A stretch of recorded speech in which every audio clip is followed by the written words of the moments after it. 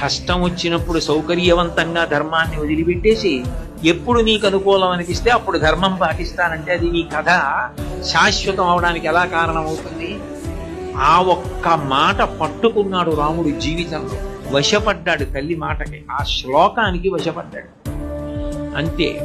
నిజంగా రాముడే కాని సుగ్రీవుడితో స్నేహం చెయ్యకుండా వాలితో స్నేహం చేస్తే వాలి మాట చెప్తే రావణాసురుడికి హడలు, వెంటనే తీసుకొచ్చి సీతమ్మని అప్పచెప్పేస్తాడు. కానీ ధర్మం తప్పిన వాలితో స్నేహం ఏమిటని చేసుకోకుండా ధర్మాత్ముడైన సుగ్రీవుడితో స్నేహం చేసుకున్నాడు.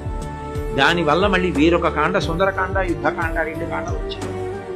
2 కాండలు వచ్చాయి, అన్ని కష్టాలు పడ్డాడు. అయినా ధర్మం తప్పను. మా అమ్మ చెప్పింది, ధృత్యాచ సవై రాఘవచార్యూలా ధర్మస్వాం అభిరక్షకు. నేను ధర్మాన్ని పట్టుకుంటాను, మా అమ్మగారు చెప్పిన మాట పట్టుకుంటాను.